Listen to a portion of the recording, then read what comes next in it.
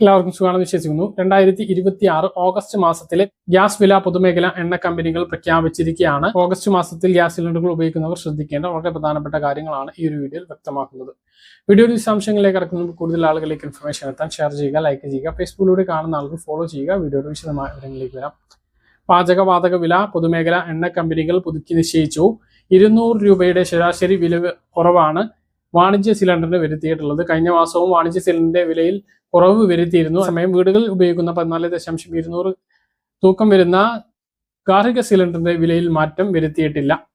മറ്റൊരു പ്രധാനപ്പെട്ട അറിയിപ്പ്, KYCയുടെ കാര്യം പറഞ്ഞിരുന്നു. 31-ാം തീയതിക്ക് മുമ്പ് KYC ചെയ്യാത്തവർക്ക് സബ്സിഡി അതുപോലെ തന്നെ ഗ്യാസ് മുടങ്ങുന്ന സാഹചര്യം ഉണ്ടാകും എന്ന മുന്നറിയിപ്പ് വിവിധ ഗ്യാസ് ഏജൻസികൾ നൽകിയിരുന്നു. ജൂലൈ 31 കഴിഞ്ഞു എങ്കിലും അതൊന്നും അവസാനിച്ചിട്ടില്ല. എല്ലാ ആളുകളും ഇനിയും ചെയ്യാത്ത ആളുകൾ ഉടനെ ഏജൻസിയിൽ എത്തിയിട്ടോ അല്ലെങ്കിൽ അക്ഷയ കേന്ദ്രങ്ങളിലോ CSC കേന്ദ്രങ്ങളിലെത്തിയോ സ്വന്തമായി മൊബൈൽ ആപ്പ് ഉപയോഗിച്ചോ KYC ചെയ്യേണ്ടതാണ്. ഇല്ല എങ്കിൽ ഗ്യാസ് മുടങ്ങുകയോ ഉജ്ജ്വൽ യോജന പദ്ധതിയിലുള്ളവർക്ക് സബ്സിഡി മുടങ്ങുകയോ ചെയ്യും. ഉജ്ജ്വൽ യോജനയിൽ ഉൾപ്പെട്ടവർക്ക് എല്ലാ വർഷവും ചെയ്യണം. ബാക്കിയുള്ളവർക്ക് ഗ്യാസ് കമ്പനി ആവശ്യപ്പെടുന്ന സമയത്ത് മാത്രം KYC പൂർത്തീകരിച്ചാൽ മതി. ആരുടെ പേരിലാണോ കണക്ഷൻ ഉള്ളത് അവരാണ് KYC നടപടികൾ പൂർത്തീകരിക്കേണ്ടത്. അവർ മരണപ്പെട്ടിട്ടുണ്ട് എങ്കിലോ സ്ഥലത്ത് ഇല്ല എങ്കിലോ കാർഡിലെ മറ്റൊരു മുതിർന്ന അംഗത്തിന്റെ പേരിലേക്ക് ഇത് മാറ്റുകയും അവർ KYC പൂർത്തീകരിക്കുകയും മറ്റു മുതിർന്ന അംഗത്തിന്റെ പേരിലേക്ക് കണക്ഷൻ മാറ്റുകയും അവർ KYC പൂർത്തീകരിക്കുകയും വേണം. മറ്റ് ഗ്യാസ് അറിയിപ്പുകൾ നോക്കാം. ബുക്കിംഗ് ഇടവേള അതിൽ മാറ്റം വരാനുള്ള സാധ്യതയുണ്ട്. അതായത് കുറവ് വരുത്തുകയല്ല, കൂട്ടാനോ സാധ്യതയുണ്ട്, അല്ലെങ്കിൽ നിലവിലുള്ളത് തുടരാൻ സാധ്യതയുണ്ട്. നിലവിൽ ഗ്രാമപ്രദേശങ്ങളിൽ 40 ദിവസവും നഗരപ്രദേശങ്ങളിൽ 25 ദിവസവുമാണ് ബുക്കിംഗ് പരിധി ഉള്ളത്. ഈ കാര്യം എല്ലാവരും ശ്രദ്ധിക്കുക. മറ്റൊരു പ്രധാനപ്പെട്ട അറിയിപ്പ്, വിവിധ ഗ്യാസ് ഏജൻസികളുടെ സുരക്ഷാ പരിശോധന എന്ന പേരിലുള്ള പരിശോധന ഗ്യാസ് ഏജൻസികൾ ആരംഭിച്ചിട്ടുണ്ട്.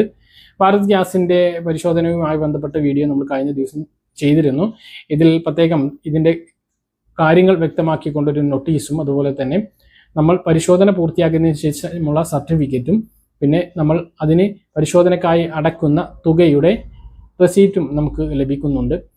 ഈ ഒരു രീതിയിലുള്ള പരിശോധന വെറും ദിവസങ്ങളിൽ ഉണ്ടാകും. ഭാരത് ഗ്യാസിന് 236 രൂപയാണ് ഈടാക്കുന്നത്. GST അടക്കമാണ്. 200 രൂപ പരിശോധനക്കും 13 രൂപ സ്റ്റേറ്റ് GSTയും 13 രൂപ സെൻട്രൽ GSTയുമാണ് ഈടാക്കുന്നത്. ഇനി ഏതെങ്കിലും സാമഗ്രികൾ അതായത് പൈപ്പോ റെഗുലേറ്ററോ മാറ്റണമെന്നുണ്ട് എങ്കിൽ അതിന് എക്സ്ട്രാ ചാർജ് നൽകേണ്ടി വരും എന്നുള്ളതാണ്.